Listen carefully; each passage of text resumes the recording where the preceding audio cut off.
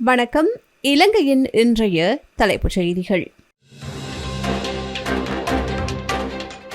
தனி பெரும்பான்மை இல்லை, விஜய் முதலமைச்சராவது எப்படி, இல்லாவிட்டால் திமுக ஆட்சியை பிடிக்குமா, பெரும் பரபரப்பில் தமிழக தேர்தல் களம். விஜயின் வெற்றிக்கு இலங்கை தலைவர்கள் வாழ்த்து. ஈழத்திலும் எதிரொலிக்கும் வெற்றி முழக்கம், யாழ்ப்பாணம் கிளிநொச்சியில் தாவேகா ஆதரவாளர்கள் கொண்டாட்டம். மன்னாரில் கொடூரம், கணவனை கொலை செய்து துண்டு துண்டாக வெட்டி மலசலகுட குடியில் வீசிய மனைவி. செம்மணி புதைகுழி சோகம், கைக்குழந்தை உட்பட மேலும் 4 எலும்புக்கூடுகள் மீட்பு. வாட்ஸ்அப் வீடியோ அழைப்புகள் மூலம் நூதன பணப்பறிப்பு மோசடி, இளைஞர்களுக்கு எச்சரிக்கை. இனி பேருந்து நிலையங்களுக்கு அலைய வேண்டாம், 30 ரூபாயில் ஆன்லைன் இருக்கை முன்பதிவு. ஐக்கிய அரபு ராச்சியம் மீது ஈரான் ஏவுகணை தாக்குதல், துபாய் விமானங்கள் ரத்து, 3 இந்தியர்கள் காயம். வாடிக்கையாளர்கள் நேரம் பார்க்க மாட்டார்கள், எப்பொழுதும் இணைப்பில் இருங்கள். Fourth Monkey Connect. இன்றே உங்கள் வியாபாரத்தை பதிவு செய்யுங்கள். இப்போதே வாட்ஸ்அப் செய்யுங்கள். தமிழக சட்டப்பேரவை தேர்தல் முடிவுகள் வெளியாகி வரும் நிலையில் தமிழக அரசியலில் ஒரு புதிய சகாப்தம் தொடங்கியுள்ளது. 59 ஆண்டுகால திராவிட கட்சிகளின் ஆதிக்கத்திற்கு முற்றுப்புள்ளி வைத்து நடிகர் விஜயின் தமிழக வெற்றி கழகம் அதிக தொகுதிகளில் வெற்றி பெற்று முதன்மை கட்சியாக உருவெடுத்துள்ளது. இருப்பினும் ஆட்சி அமைக்க தேவையான மேஜிக் நம்பர் எனப்படுகின்ற 118 இடங்களை அந்த கட்சி எட்டாததால் அடுத்த கட்ட அரசியல் நகர்வுகள் குறித்து பெரும் பரபரப்பு ஏற்பட்டுள்ளது.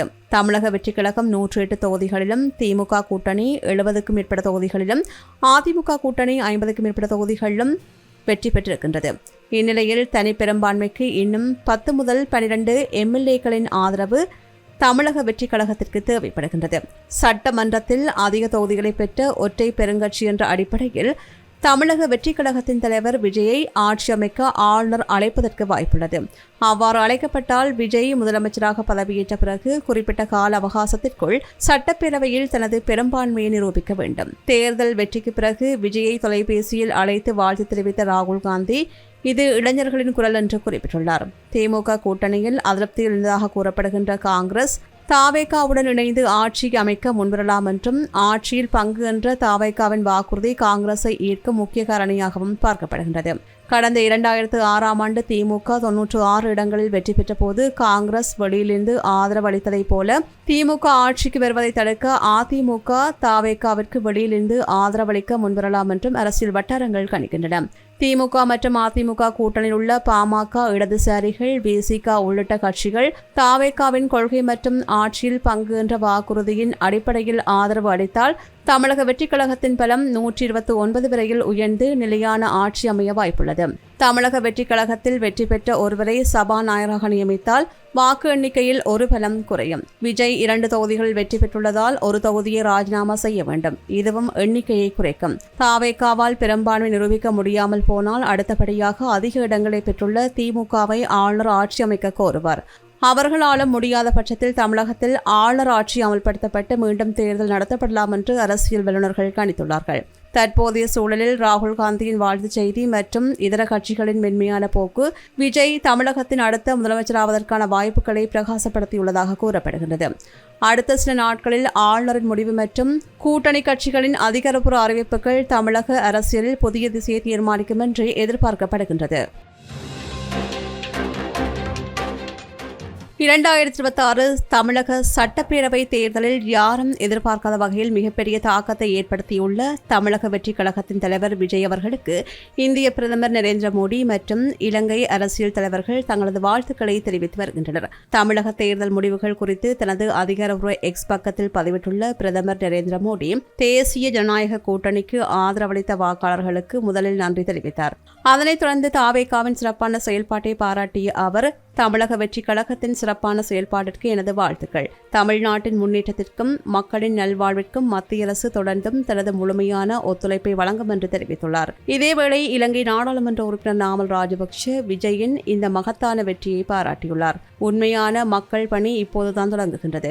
சவால்களை வென்று மக்களுக்கு அர்த்தமுள்ள நன்மைகளை வழங்க எனது வாழ்த்துக்கள். இரு நாட்டு மக்களையும் பாதிக்கும் விவகாரங்களில் இலங்கையுடன் ஒரு வலுவான மற்றும் நேர்மையான உறவை தாவேக அரசு உருவாக்கும் என்று நம்புகின்றேன் என்று குறிப்பிட்டுள்ளார். இலங்கை தமிழரசுக் கட்சியின் பொதுச் செயலாளர் M.A. சுமந்திரன் விடுத்துள்ள வாழ்த்துச் செய்தியில் விஜயின் வரலாற்று சாதனைக்கு வாழ்த்து தெரிவித்ததோடு ஒரு முக்கிய கோரிக்கையை முன்வைத்துள்ளார். இலங்கை தமிழ் மக்களுக்கு தமிழ்நாட்டு மக்களினதும் புதிய அரசினதும் ஆதரவு தொடர்ந்தும் இருக்க வேண்டும் என்று உரிமையோடு எதிர்பார்க்கின்றோம்.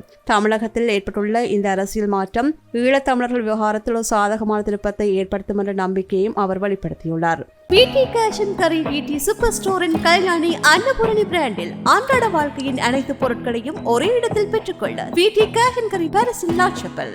தமிழக சட்டப்பேரவை தேர்தல் முடிவுகளில் தமிழக வெற்றிக் கழகம் பல தொகுதிகளில் முன்னிலை வகித்து வெற்றி பெற்றதைத் தொடர்ந்து அதன் தாக்கம் ஈழத்தமிழர்கள் மத்தியிலும் பரவலாக எதிரொலித்து வருகின்றது. தமிழகத்தில் நிலவுகின்ற அதே தேர்தல் விறுவிறுப்பு தற்போது இலங்கையின் வடபகுதியிலும் தொற்றிக் கொண்டுள்ளது. யாழ்ப்பாண நகரின் முக்கிய பகுதிகளில் தாவேக ஆதரவாளர்கள் திரண்டு அந்த கட்சியின் கொடிகளை பறக்கவிட்டு தமது மகிழ்ச்சியை வெளிப்படுத்தினர். நகர வீதிகளில் கொடிகளுடன் வலம் வந்த இளைஞர்கள் விசில் ஊதியும் பட்டாசுகளை வெடித்தும் தேர்தல் வெற்றியை பிரமாண்டமாக கொண்டாடினர்.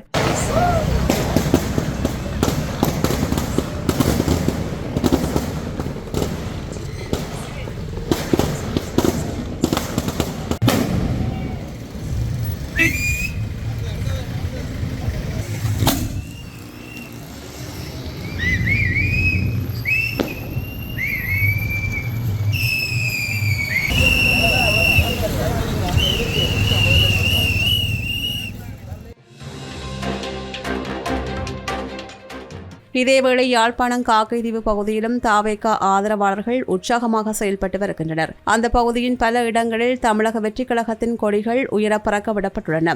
தமிழகத்தில் ஏற்பட்டுள்ள அரசியல் மாற்றம் தங்களுக்கு பெருமகிழ்ச்சி அளிப்பதாக அங்கிருக்கும் விஜய் ரசிகர்கள் தெரிவித்துள்ளனர். இதேவேளை கிளிநொச்சி வட்டக்கட்சி பகுதியிலும் தாவேகாவின் தேர்தல் வெற்றி கொண்டாட்டங்கள் களிகட்டின.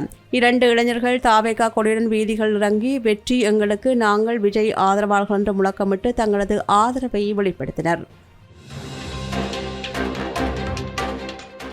மன்னர் மூர் வீதி பகுதியில் குடும்ப தகராறு காரணமாக கணவனை கொலை செய்து உடலை துண்டு துண்டாக வெட்டி மலசலகுட குழியில் வீசிய மனைவியை மன்னர் போலீசார் நேற்று கைது செய்தனர். மன்னர் மூர் வீதியில் உள்ள வாடகை வீடு ஒன்றில் வசித்து வந்த தம்பதியருக்கிடையே கடந்த சனிக்கிழமை இரவு கடும் வாக்குவாதம் ஏற்பட்டுள்ளது. இதில் ஆத்திரமடைந்த மனைவி தனது கணவனை தாக்கி கொலை செய்துள்ளார். கொலை செய்த பின்னர் மறுநாளான ஞாயிற்றுக்கிழமை சடலத்தை துண்டு துண்டாக வெட்டிய அந்த பெண் அவற்றை உரைகளில் போட்டு வீட்டின் மலசலகுட குழியுள் வீசி மறைத்துள்ளார். இந்த சம்பவம் குறித்து நேற்று அந்த பெண் மன்னார் போலீஸ் நிலையத்தில் சரணடைந்துள்ளார். பெண்ணின் வாக்குமூலத்தை தொடர்ந்து மன்னார் நீதவான் மற்றும் சட்ட வைத்திய அதிகாரி முன்னிலையில் போலீசார் சம்பவ இடத்திற்கு சென்று மலசலகுட குழியில் இருந்த சடலத்தை மீட்டனர். உயிரிழந்தவர் வங்காளி பகுதியைச் சேர்ந்த 36 வயதுடைய நபர் என்று அடையாளம் காணப்பட்டுள்ளார். கைது செய்யப்பட்ட பெண் கடந்த 2 மாதங்களாக எந்தவிதமான பதிவுகளுமின்றி அந்த வாடகை வீட்டில் வசித்து வந்துள்ளார். சம்பவ இடத்திலிருந்து உடைமைகளை உரிமை கோரிய பெண்ணின் தந்தையிடம் போலீசார் ஒப்படைத்துள்ளார்கள்.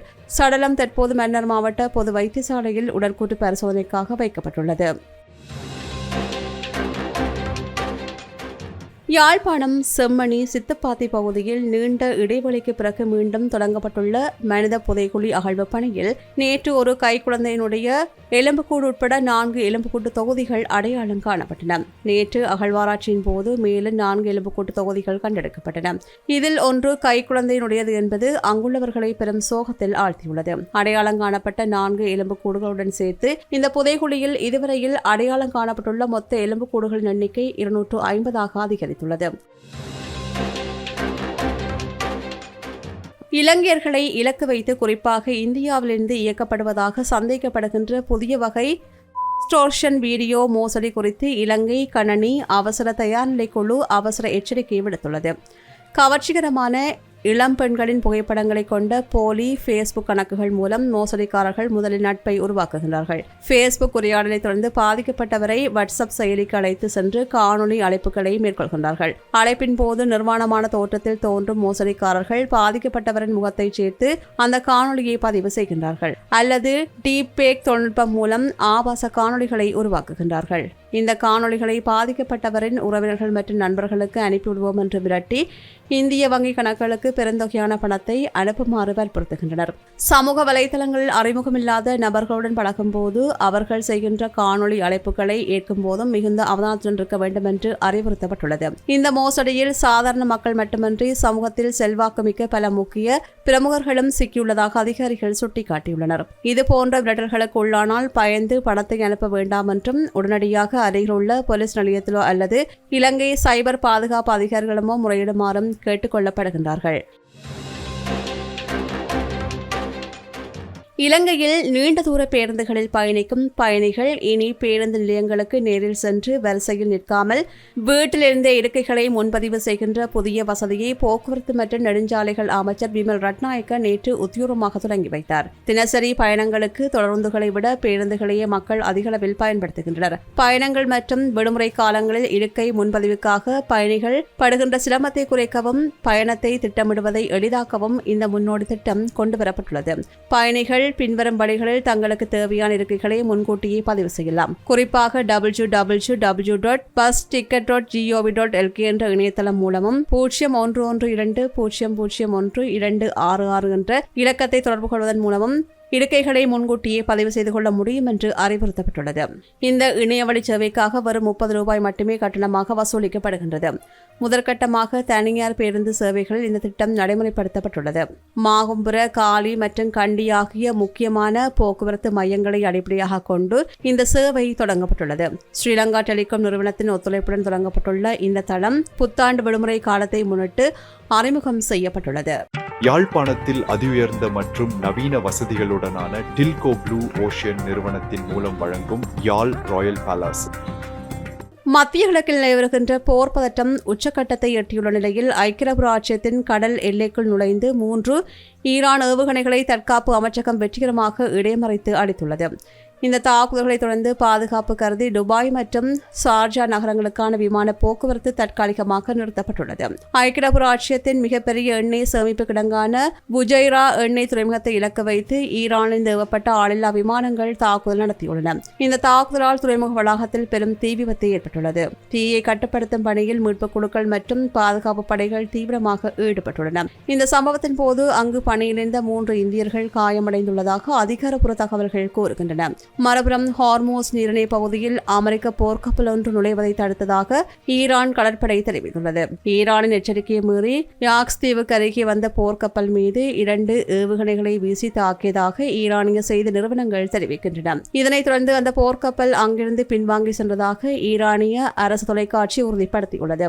புஜைரா துறைமுகம் ஐக்கிய அரபு ராச்சியத்தின் பொருளாதாரத்தில் முக்கிய பங்கு வகிக்கும் இடமாகும். கடந்த காலங்களில் போர் நிறுத்தத்திற்கு முன்னர் இந்த துறைமுகம் தாக்குதலுக்கு உள்ளாகியமையும் குறிப்பிடத்தக்கது.